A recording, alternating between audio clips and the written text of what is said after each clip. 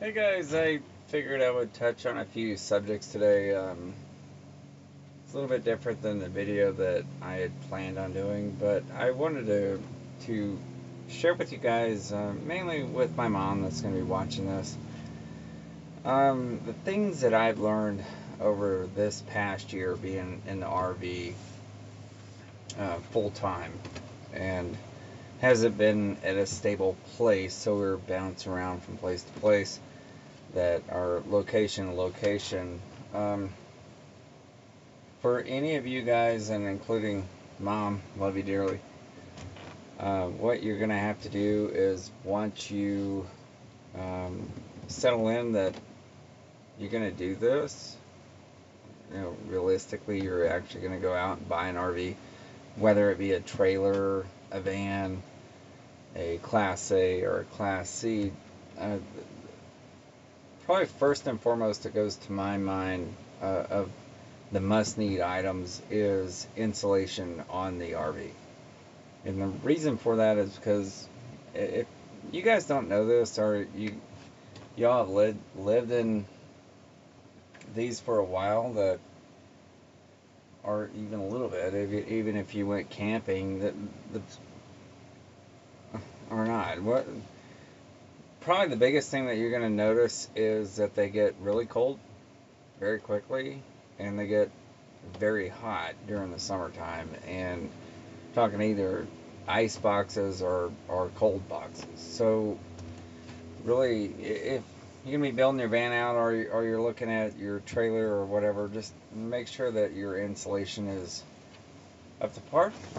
Either you have to supplement it, or if not, get another heater or whatever, to make it conducive of a actual living environment. Um, Secondly, if for whoever is new in this, it's the second biggest thing that you're going to run into is the battery power, or the power in general. We can get into more of that later, and also you can up look it all up online. There's lots of information on that already, but I can go into it as well if you have more questions for me directly about it. But you're going to find yourself running your generator, and really just paying attention to your battery voltage level. That's going to be a, a big deal if you move into one of these full time. It's huge. I know if you're going to move, I'll put it this way: if you're going to move into it full time and you want to make it what you know of it as when you lived in a home, a brick and mortar home, then basically the crap's going to hit the fan at that point if you're not managing everything to the level that you need to manage it. There's a lot of management. There's black tank, water tank, uh, gray tank. There's everything that you have to manage, including the batteries. So,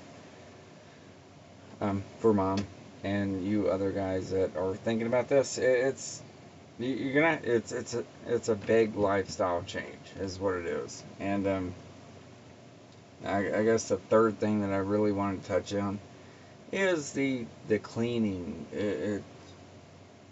I can't tell you how quickly things get dirty.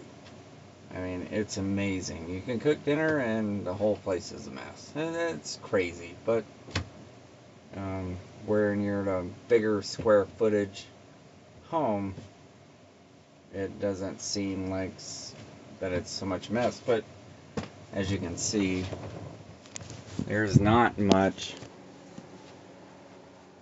as far as counter space mainly on these things. So I know you're seeing the mirror, but showing your stove, counter space, but there's not much there. It's So you really have to be diligent on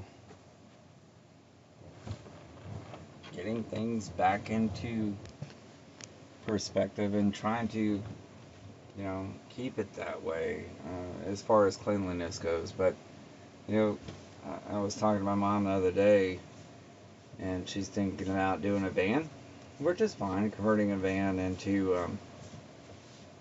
a livable space. But you really have to keep those two things in mind first before you move on to the other step, and that would be like your shower, your water tanks, how you're going to provide pressurized water, and then go on from there. Ventilation. I mean, I can't tell you how quick this thing will get hot, and we live in a 32-foot Class A, and sure, you can crank up the AC, but if you're not plugged in, you're going to be burning up gas to do so. And we've done it, and I'd probably run over some cost with you guys if you have questions, but it gets pretty, you know, in my own opinion, it gets pretty expensive to manage it that way. So you guys, there's other aspects that you can do, like the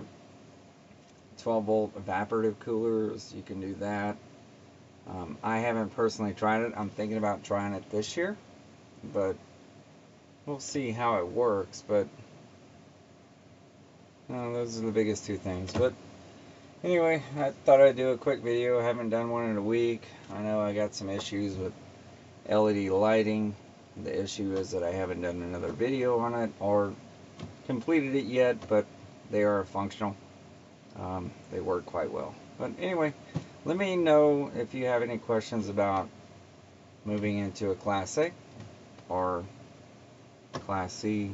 I don't know too much about vans other than unless you buy one pre-made, you're going to have to do a lot of work. But anyway, let me know. Talk to you later. Bye.